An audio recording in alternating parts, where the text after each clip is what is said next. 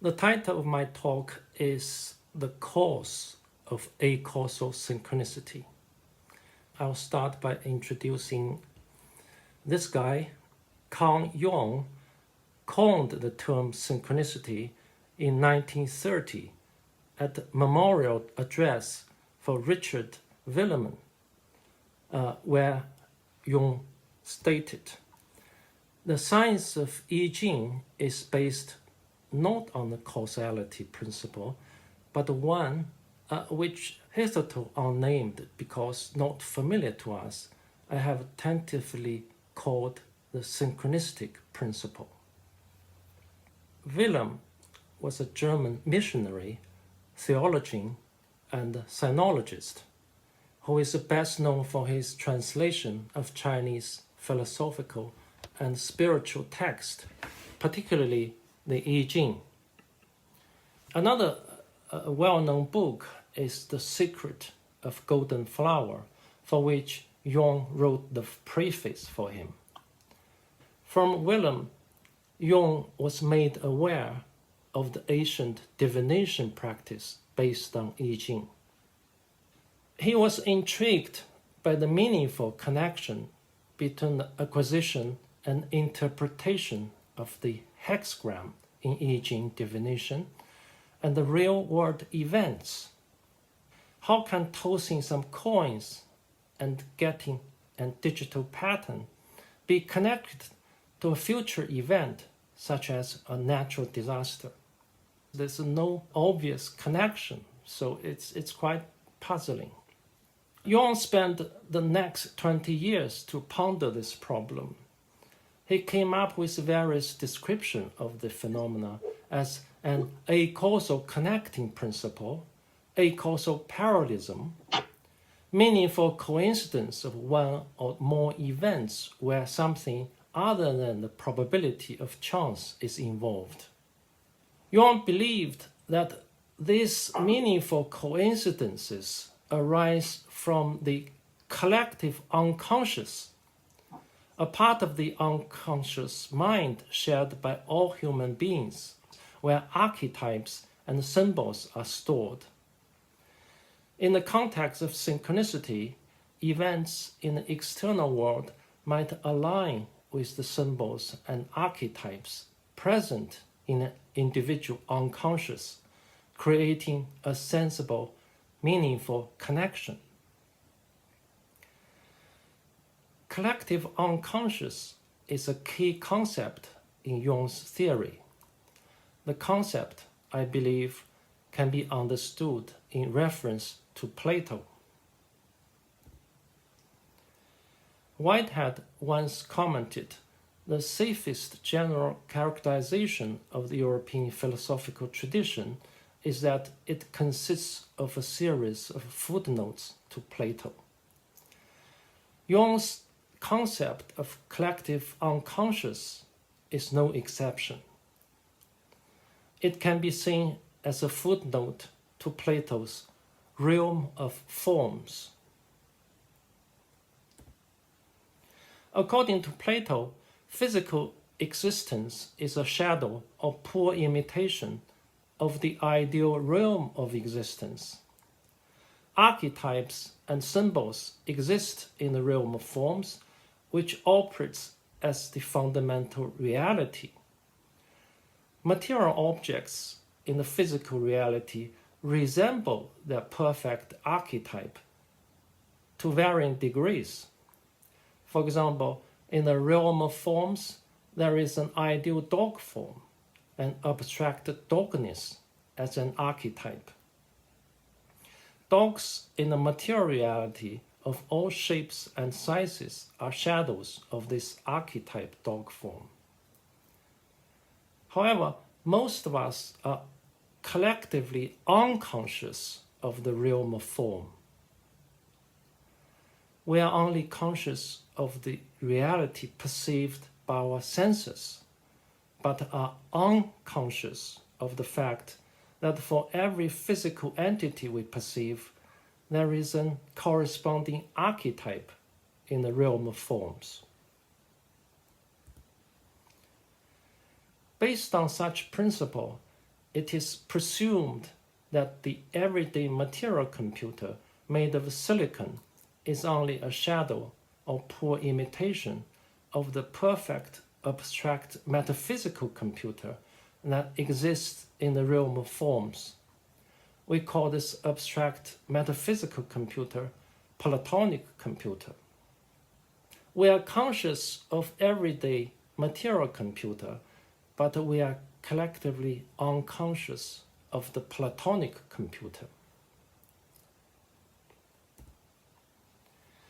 Computation operates on binary opposites. In a physical computer, the binary is on and off switch made of silicon material. In the Platonic computer, the binary switch is a metaphysical one, made of metaconsciousness. Manifested metaconsciousness as on, and unmanifested metaconsciousness as off. With a switch made of binary states of metaconsciousness, an operating metaphysical computer can be constructed. The construction of the Platonic computer consists of 3 steps.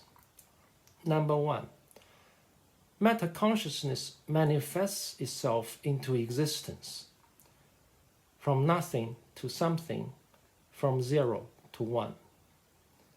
Number 2, binary states are structured and metaphysical switch is constructed with unmanifested metaconsciousness and manifested metaconsciousness. Number 3, structured binary states are configured into 3 faculties, i.e. metadata, metaprocessor, and metaprogram, to form an operating Platonic computation system. Space and its contents are rendered by the Platonic computer. So basically, metaconsciousness digitalizes itself so it becomes computable. The processing output of the computation is time, space, and the content within space. That is the cosmos. In this model, metaconsciousness is defined as the power to conceive, perceive, and to be self-aware. So to be self-aware means that it enables an inherent subjectivity. That is I-ness. In philosophical mind, idealism holds that consciousness is the fundamental nature of reality. However, there has not been satisfactory explanation as to how consciousness gave rise to the apparent independent existence of the phenomenal universe. This is coined by Max Wellman as the inverse hard problem of consciousness. By introducing a computer in the realm of forms, a bridge to connect the metaconsciousness and the phenomenal universe is built. We can summarize this model as it from bit from consciousness. Needless to say, we cannot access the Platonic computer by our normal senses.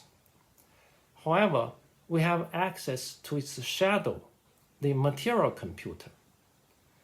By manipulating the physical computer, we can learn a great deal about the Platonic computer. For example, by programming a physical computer and render virtual reality, we can simulate how the Platonic computer renders phenomenal reality. In this model, the Platonic computer can be configured to run at different clock speeds. At each clock speed, a universe with a specific vibration frequency is rendered. Thus, the cosmos turns out to be a multiverse with many parallel universes, each with its specific vibration frequency. Descending from higher level to lower level of parallel universe, complexity increases.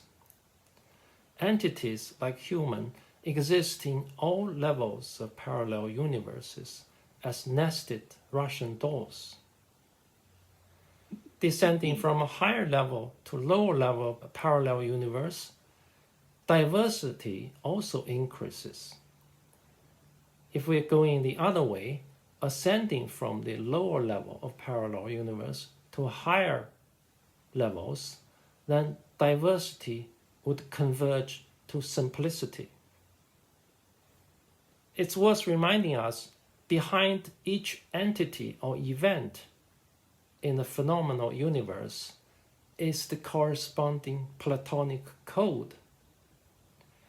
Due to the layered data structure in the Platonic realm, all the Platonic code converge and are connected at some higher level of the hierarchical data structure. This connection of the Platonic code is expressed in the phenomenal universe as the connection of events. The events could be two particles appearing to be entangled across the galaxy. The events could also be between the specific alignment of some stars and the birth of someone special. As human beings with free will, we are not just a passive output of the Platonic computation. Depending upon how active we are at the various levels of the multiverse, some people will be able to interact with the computer. For example, a highly skilled I Ching expert would be able to use the digital pattern generated by the inquirer to trace back to his source code and run simulation to find out events that might happen to the inquirer in the future.